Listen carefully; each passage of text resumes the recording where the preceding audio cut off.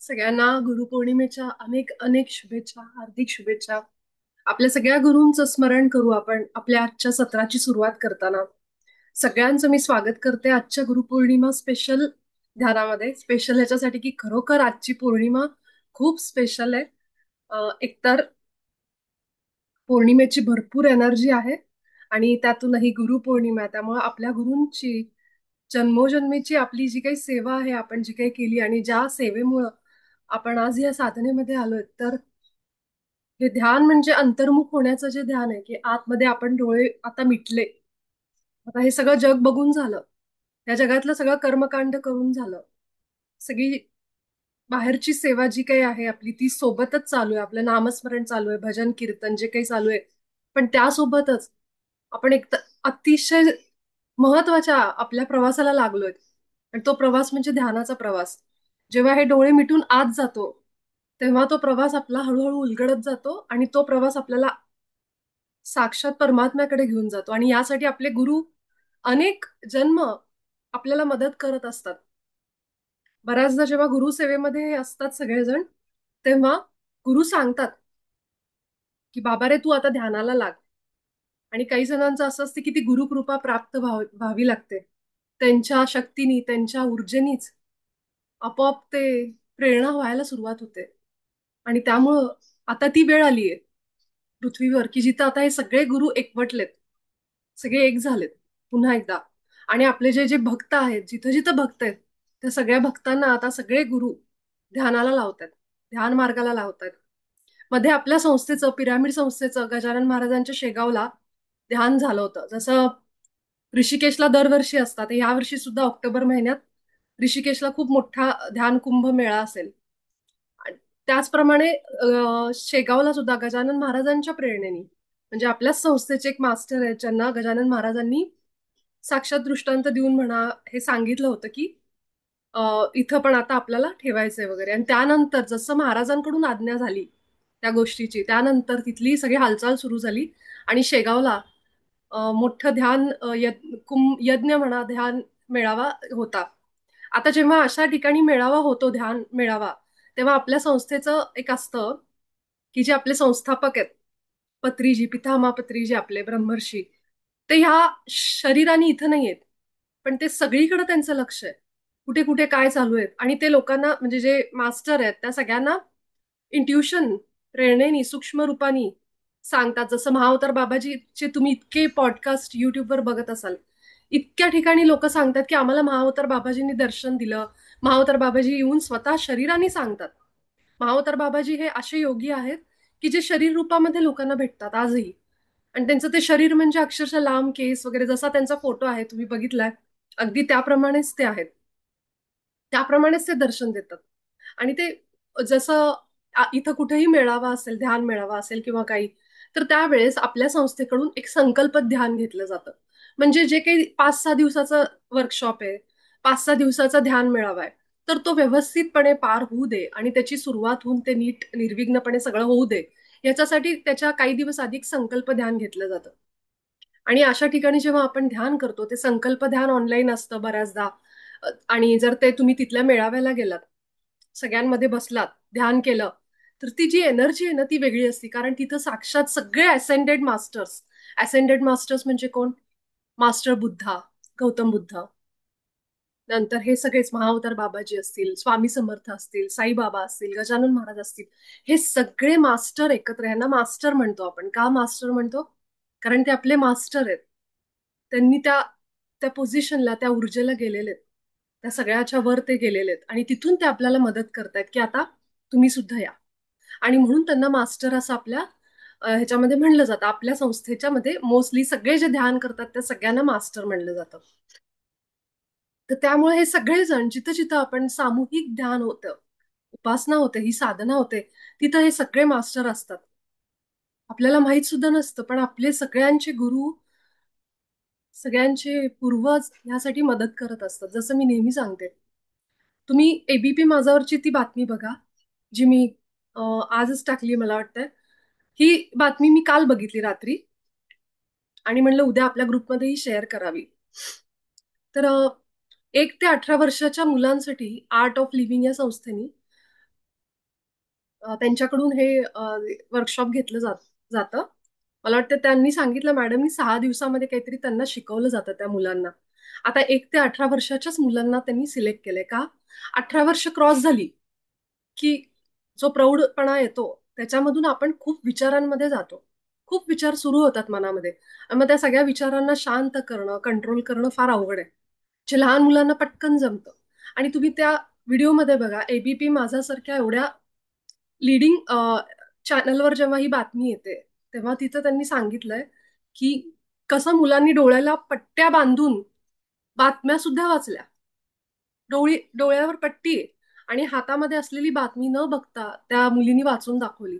सोबतच काय लिहिलंय हे डोळ्यावर पट्टी बांधून ते ओळखत होते मुलं, की काय नाव लिहिलंय, कुठला कलर वापरलाय. तुम्ही ती बातमी पुन्हा एकदा बघा. बातमीच्या शेवटी त्यांनी सांगितलंय की ह्याच्यामध्ये मुलांकडून सुरुवातीला काही प्राणायाम घेतले जातात. प्राणायाम घेतल्यानंतर त्यांची जी एनर्जी आहे ती सगळी आज्ञाचक्रावर कशी फोकस करता येईल, कशी एकत्र आणता येईल, हे त्यांना शिकवलं जातं. तिथे एक डॉक्टर मुलगी होती. तिने सांगितलं, मी 15 वर्षाची असतानापासून मी ध्यान करते. 15 वर्षाची असताना मी ध्यान करत असताना माझी इच्छा होती की मी डॉक्टर बनावं. हे करत करत हा जेव्हा कोर्स केला तेव्हा साहजिक आहे, आज्ञाचक्रावर काम झालं, सगळ्या चक्रांवर काम झालं. लहान वयामध्ये जेव्हा ही सवय लागते त्या मुलांना जास्त फायदा होतो. आणि मग तसंच झाल्यानंतर तिचे जेव्हा इंट्युशन वाढले असतील तेव्हा तिला अभ्यासामध्ये त्याचा फायदा झाला, कारण कॉन्सन्ट्रेशन वाढतं ध्यानामुळं. तसंच तिचं झालं. आज ती डॉक्टर आहे. आज पेशंट आत यायच्या आधी तिला कळलेलं असते की त्या पेशंटला काय आजार आहे. आणि त्याला ज्या अर्थी तिला हे समजते की जो पेशंट माझ्याकडे येणार आहे तो कुठल्या आजारामुळे येतोय, त्या अर्थी साहजिक आहे तिच्याकडे आल्यानंतर तिला हेही समजत असेल की या पेशंटला कुठला उपचार द्यावा, कुठल्या औषध गोळ्या द्याव्या. मग तो पेशंट बरा होऊनच जाणार तिच्याकडून. म्हणजे या दैवी शक्ती म्हणा किंवा हे ध्यान शक्ती आपल्याला रोजच्या आयुष्यात अशा प्रकारे मदत करते. हा सिक्स सेन्स, ह्याच्यामध्ये घाबरून जायचं कारण नाहीये की मला. फक्त कसं होतं जेव्हा आपल्याला वाईट स्वप्न पडत असतात, चुकीचं काहीतरी दिसत असतं डोळ्यांना झोपल्यानंतर ध्यान करताना, ह्याचा अर्थ काय आहे, ती जी निगेटिव्हिटी आहे, ती नकारात्मकता आहे, ती आपल्यातून बाहेर जाते. आणि मग अशा वेळी जोपर्यंत ती रिलीज प्रोसेस चालू आहे, जोपर्यंत अजून आपल्यामध्ये ते आहे, तोपर्यंत आपल्याला ह्या प्रकारे दिसत असतं. मग आपण प्रार्थना करू शकतो आपल्या सगळ्या आपल्या उच्च आत्म्याला, जो हायर सेल्फ आपल्याशी सतत जोडलेला आहे. त्याला मनातल्या मनात आपण प्रार्थना करू शकतो की माझ्या जे हिताचं आहे तेच मला दिसू दे, तेच माझ्या जवळ येऊ दे. ते मला, तुम्ही जे काही माझ्या हिताचं आहे ते सगळं माझ्यापर्यंत पोहोचवा. हे जेव्हा आपण प्रार्थना रोज रोज करायला लागतो तेव्हा काही दिवसानंतर ह्या गोष्टी बंद सुद्धा होतात.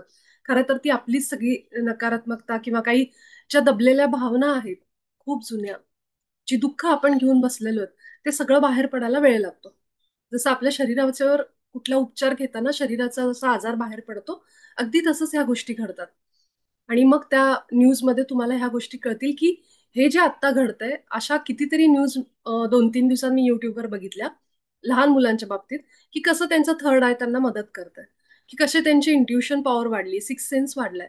तर ह्या सगळ्यातनं एकच गोष्ट समजतीये की आपण 5व्या आयामाकडं खूप लवकर झेप घेतोय. जे मी म्हणते की पृथ्वीवर बदल होत आहेत. लोकांच्या चेतनेमध्ये बदल होत आहेत. मी बघा, ही नवीन आलेली पिढी जी आहे, जी नवीन जन्माला येते आत्ता, अजून इथून जे सोल ह्या मागच्या 2-3 वर्षात पृथ्वीवर येत आहेत, ते सगळेजण ऍडव्हान्स आहेत. त्या सगळ्या लहान लहान मुलांना सुद्धा सगळं जमतं, ज्याची आपण कल्पना नाही करू शकत. ती मुलं सगळी, त्यांचे डीएनए जे आहे ते सगळ्यांचे अपग्रेड झालेले आहेत. आणि हा बदल आता होतोय. हा बदल आपल्याला दिसतोय की काही जण आत्ता पण जे काही विचार आहेत समाजामधले, ते आपल्याला आत्ताच्या पिढीला कदाचित, म्हणजे जुन्या पिढीला कदाचित पटत नाहीत, नवीन लोकांचे. पण हा चेतनेमधला बदल आहे. आणि हाच बदल अजून खूप मोठ्या प्रमाणावर येणाऱ्या काळामध्ये दिसेल. आणि ही जी पिढी आहे, त्यांना इंडिगो चिल्ड्रन असं म्हणतात. तर म्हणजे काय, की ही जी पिढी आहे आता येणारे अजून जे नवीन जन्म घेणारे आत्मे असतील, ह्याच काळामध्ये पृथ्वीवर सगळ्यात जास्त लोकसंख्या वाढली. ह्याच काळामध्ये आत्ताच्याच दिवसांमध्ये भारतामध्ये सगळ्यात जास्त लोकसंख्या असलेला भारत हा देश आहे. तर ह्या सगळ्याला कारण आहेत. कशासाठी कशासाठी आत्मे एवढे जन्म घेत आहेत ह्या काळामध्ये पृथ्वीवर, का एवढी लोकसंख्या वाढली आहे, का भारतामध्ये जास्त लोकसंख्या आहे. तर हे जे येणारं सगळं परिवर्तन आहे, युग परिवर्तन, जे काही नवीन काळ येतोय, ह्यातून ह्या सगळ्या आत्म्यांना एक मुक्तीचा मार्ग दिसतोय. आणि म्हणून जास्त करून ह्या काळामध्ये हे आत्मजन्म घेत आहेत पृथ्वीवर. हे तुम्ही न्यूजमध्ये त्या मगाशी म्हणजे मी टाकलेलं बघितलं असेल. पुन्हा एकदा ती न्यूज नीट बघा. तर मला बघताना खूप आनंद झाला की ते जग खूप लवकर आपल्या समोर यायला लागलं, की जिथं आता अम, सगळ्या स्तरातल्या मुलांपर्यंत हे कोर्सेस जात आहेत.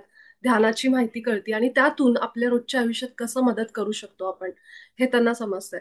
जसे की त्या मुलांनी अगदी डोळ्यावर पट्ट्या लावून वाचून दाखवलं. हे सगळं हे कुठेही खोटं नाहीये. कारण जेव्हा तुमची इंट्युशन, तुमची जेव्हा आज्ञाचक्र ऍक्टिव्ह असतं, संतुलनात असतं, तेव्हा तुम्ही नुसते डोळे बंद करून सुद्धा तुम्ही सेन्स करू शकता की कुठला रंग आहे, काय आहे, काय आहे, सगळं सगळं तुम्ही सेन्स करू शकतात. हे अजिबातच खोटं नाहीये. तर हे सगळं ध्यानाचा परिणाम आहे. ध्यानाचा परिणाम म्हणजे काय? आत गेल्याचा परिणाम. जेव्हा बाहेर आपण उत्तरं शोधतो, तेव्हा त्याची उत्तरं मिळणं फार अवघड आहे. कोण सांगणार आपल्याला? आपल्याला कुणी आपल्या प्रश्नांची उत्तरं बाहेर शोधणं, बाहेरून अपेक्षा करणं फार अवघड आहे. पण जेव्हा आपण ही सगळी उत्तरं आतमध्ये शोधायला लागतो, रोजच्या रोज आपण आत कनेक्ट व्हायला लागतो आपल्या सोलला, तेव्हा आपल्याला समजतं की उत्तरं मिळतायत. जितका आपण विश्वास ठेवतो, जितके आपण डेडिकेशननी काम करतोय, शांत होतोय, विचारांनी शांत होतोय, तितकी माझी एनर्जी वाढली. आणि म्हणून आपल्या ध्यानामध्ये मौनाचं पण खूप महत्व आहे. ज्यांना जमेल त्यांनी एक दिवस आठवड्यातून मौन सुद्धा करायचा प्रयत्न करा. मौनाने सुद्धा आपण खूप एनर्जी सेव्ह करतो. तर आजच्या गुरुपौर्णिमेच्या दिवशी सगळे जे इथं आत्मे आहेत ते सगळे दिव्य आहेत आणि सगळेजण स्वतःचे गुरु आहेत. हा माझा पूर्ण विश्वास आहे आणि म्हणूनच आपण इथे आहोत. कारण या तुमचा जो आत बसलेला गुरु आहे तोच तुम्हाला इथे येण्याची प्रेरणा देतोय. त्यामुळं फक्त ते कदाचित लक्षात नसेल, आठवत नसेल, पण अम, ते नक्कीच सगळ्यांच्या समोर येईल काही येणाऱ्या काळामध्ये. त्यामुळं सगळ्यांना मी प्रणाम करते. सगळ्या इथं असलेल्या, उपस्थित असलेल्या सूक्ष्म रूपानी ज्या एनर्जीज आहेत, ज्या ऊर्जा आहेत दैवी, त्या सगळ्यांना मी प्रणाम करते आणि आपण आपलं आजचं सत्र सुरू करू. कुणीतरी अनम्यूट आहे, तर म्यूटवर जा म्हणजे ध्यानामध्ये डिस्टर्ब होणार नाही. आपल्या आपल्या गुरूंचं स्मरण करू आपण ध्यानामध्ये सगळेजण डोळे मिटून आपल्या पाठीचा मणका ताठ ठेवायचा, पाठीला आराम घेऊन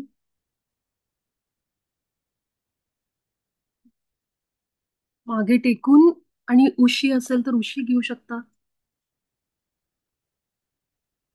पण आपला मणका ताठ ठेवा.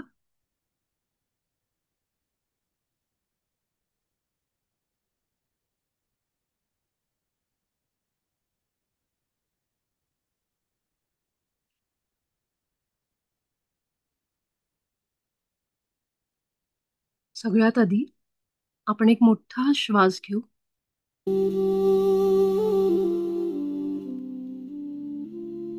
हळूहळू डोळे बंद करत कोमलपणे सहज रित्या आपले डोळे बंद झालेत आणि आपण सगळे या बाहेरच्या जगात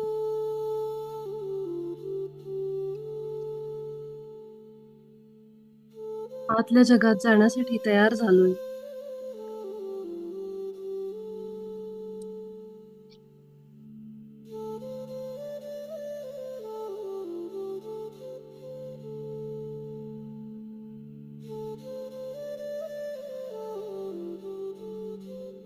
आपले डोळे बंद, हळूहळू सगळं लक्ष आपल्या श्वासांवर. एक दीर्घ श्वास आपण आपल्या नाकातून एक मोठा श्वास सावकाश वर घ्यायचा आहे. अगदी सावकाश. आणि तोंडाने सगळी हवा बाहेर काढा. ज्या गतीने श्वास आत घेतलाय त्याच स्पीडनी तो बाहेर सोडायचा. अगदी सावकाश.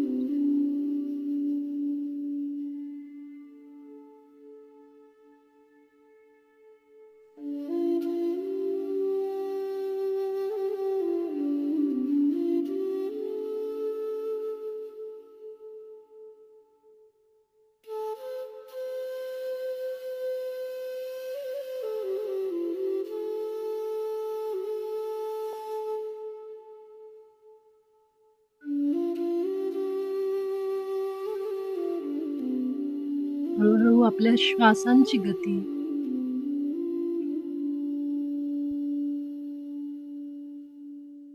आपल्याला जाणवती का बघा.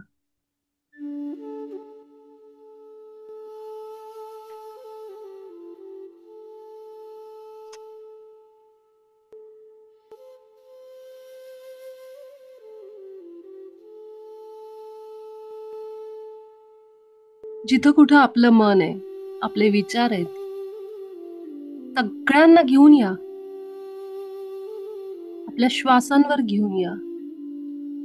एकत्र, एकाग्र, एका बिंदूमध्ये सगळे विचार आणि आपलं मन.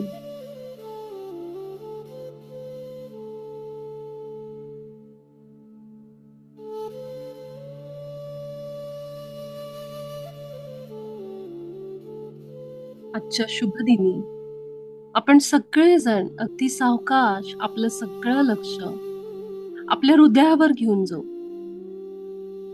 आपल्या छातीच्या मध्यभागी श्वासांवर आपलं लक्ष द्या. आपले दोन्ही हात छातीवर ठेवले तरी चालेल.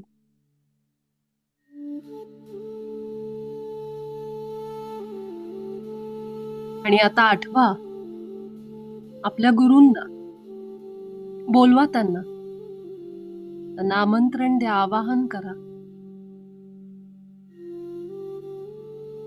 गुरु असतील, आपले इष्ट देव असतील, कुलदेव असतील, ज्यांच्यावर आपली श्रद्धा आहे आणि ज्यांनी पदोपदी आपल्याला मार्गदर्शन केलंय, अशा त्या आपल्या परमपित्याला हृदयावर जाऊन आठवा.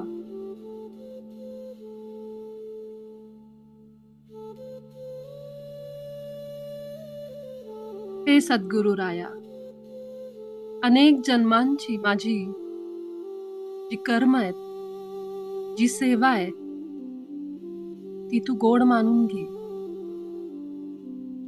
तुझ्या त्या सेवेमुळं, तुझ्या कृपेमुळं मी आज ध्यान धारणेला सुरुवात केली.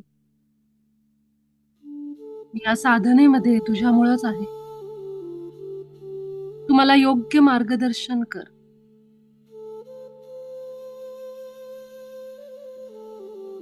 तुझी कृपा अशीच राहू दे.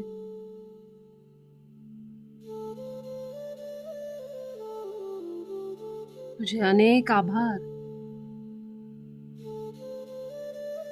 शतशः प्रणाम. तू साक्षात ब्रह्मा विष्णू महेश आहेस.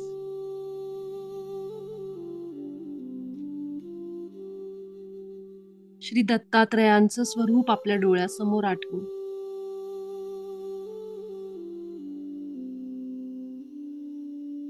तीन मुखांची श्री दत्तात्रयांची मूर्ती,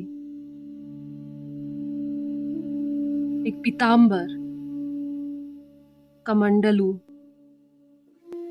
त्रिशूल हातामध्ये, आजूबाजूला गायी आहेत, कुत्री आहेत.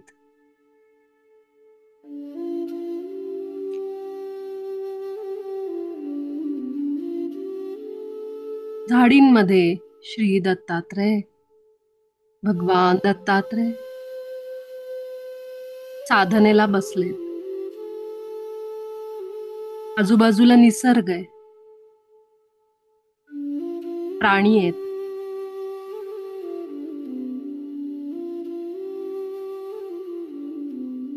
हे सगळे या सृष्टीचा भाग आहे. हे श्री दत्त आपल्याला शिकवतात. भूतदया, करुणा आणि प्रेम त्यांच्या फोटोतूनच आपल्याला समजतं, त्यांच्या रूपातूनच आपल्याला कळतं.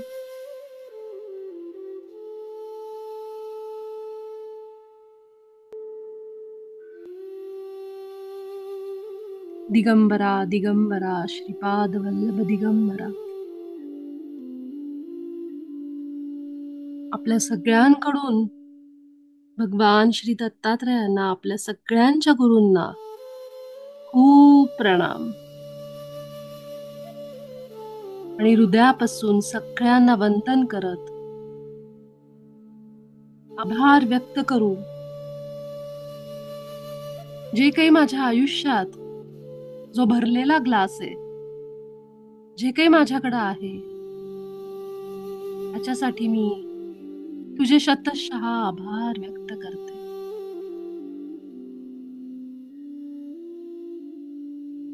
जी लोक माझ्या आयुष्यात आहेत,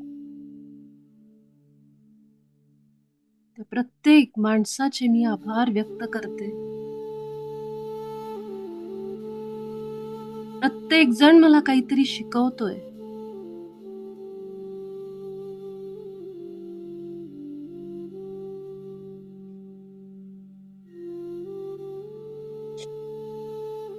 माझ्या शरीरात जे काही रोग आहेत, आजार आहेत, ते मला काहीतरी शिकवतायत.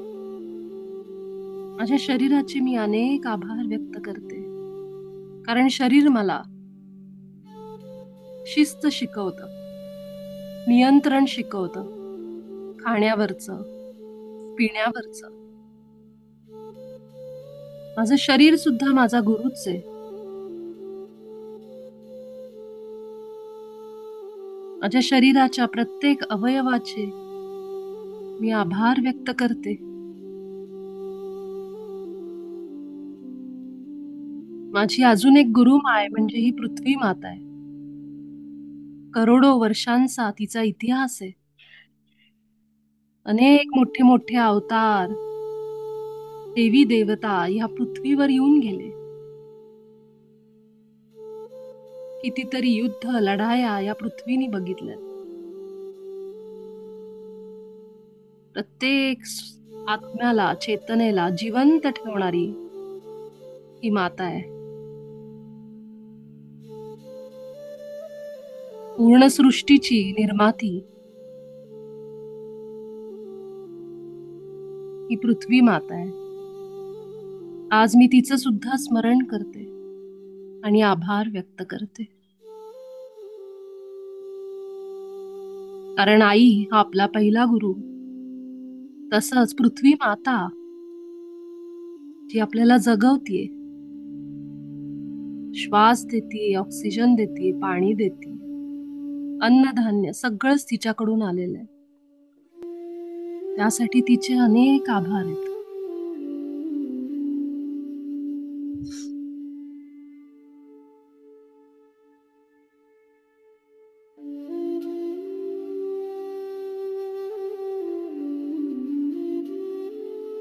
आपल्या आई वडिलांचे सुद्धा आभार व्यक्त करू, ज्यांनी आपल्याला या पृथ्वीवर येण्याचा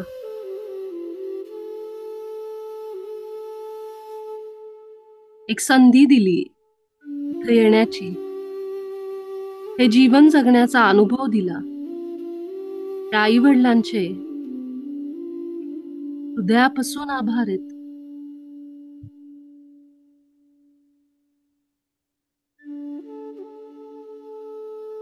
माझ्या आतमध्ये बसलेल्या माझ्या गुरुचे आभार आहेत, जो सतत मला सांगतो, मार्गदर्शन करतो. त्या माझ्या उच्च आत्म्याचे मी आभार व्यक्त करते. माझा श्वास हा माझा गुरुच आहे, जो मला सतत सांगतो, वर्तमानात राहा.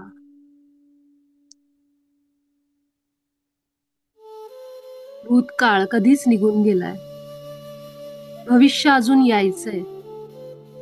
तुझ्या हातात काय आहे? फक्त वर्तमान आहे. त्याच्याकडे लक्ष दे, स्वतःवर लक्ष ठेव,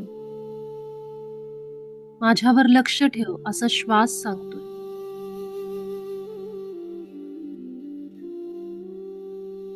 परमात्म्याचे अनेक आभार व्यक्त करून आपल्या श्वासांसोबत एकरूप होऊन जाऊ.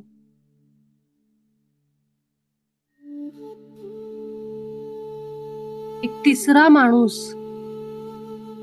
लांब उभं राहून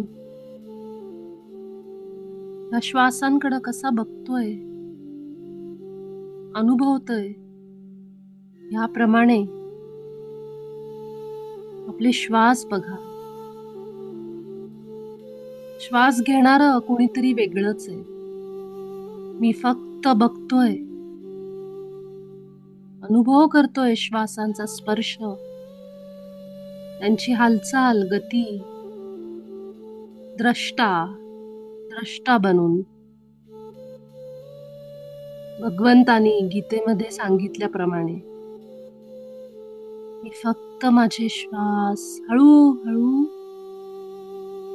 बघत राहतोय. काय विचार येतायत ते सुद्धा बघतोय.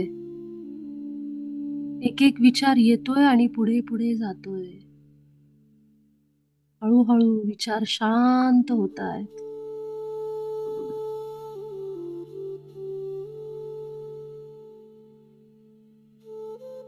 आणि आता शून्य विचार. एक सुद्धा विचार माझ्या मनात नाहीये. फक्त माझी दृष्टी माझ्या आज्ञाचक्रावर. डोळ्यांपुढं अंधार आहे. दोन्ही भुवयांच्या मध्ये माझं लक्ष लागलंय आणि मला श्वास जाणवतायत. विचार शांत झालेत.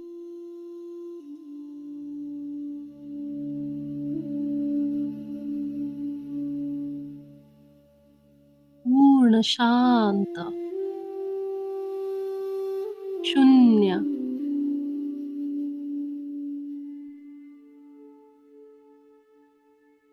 आत जा आपल्या श्वासांसोबत. अजून आत.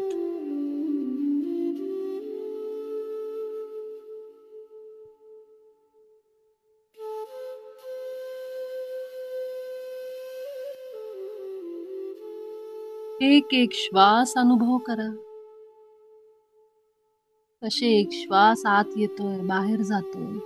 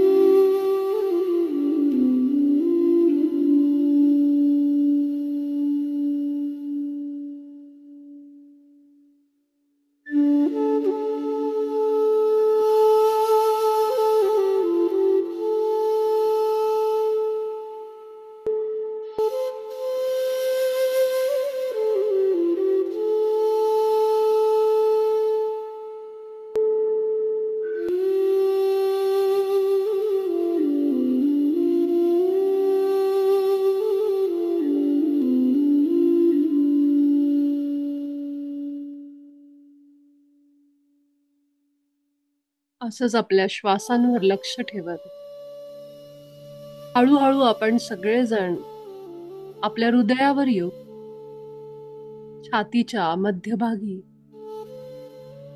आपलं सगळं लक्ष घेऊन जाऊ. आपल्या हृदयाशी जोडले जा. उघडू दे, आपलं हृदय चक्र उघडू दे.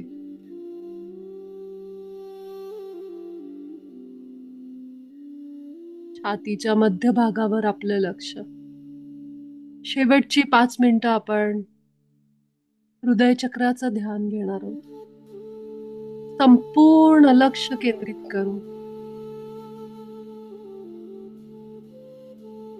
छातीच्या मध्यभागी येणारा जाणारा प्रत्येक श्वास बघा.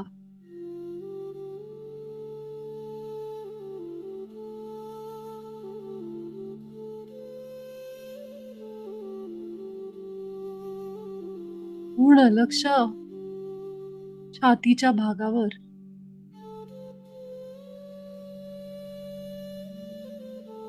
वैश्विक ऊर्जा वाहू दे या भागावर. हृदयाची ऊर्जा वाढतीये. दैवी शक्ती,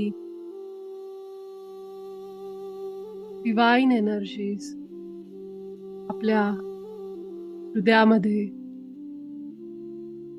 वाढतायत, वाहतायत.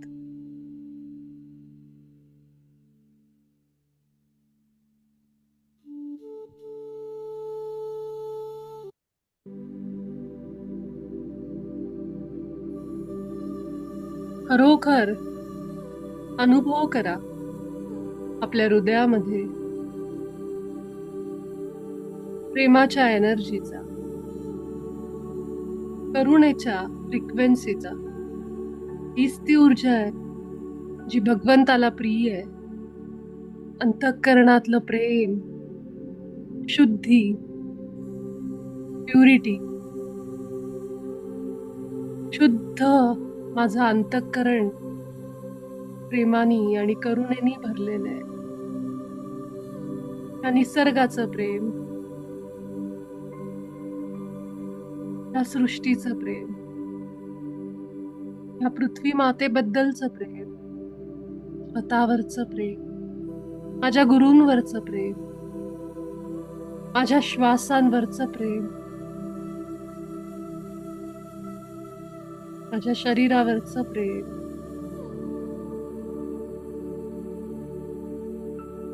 फील करा, जाणीव होऊ दे आपल्या हृदयावर, हृदयाच्या आत वाहणाऱ्या या ऊर्जेची. हेच माझं मूळ स्वरूप आहे, जे मी विसरले.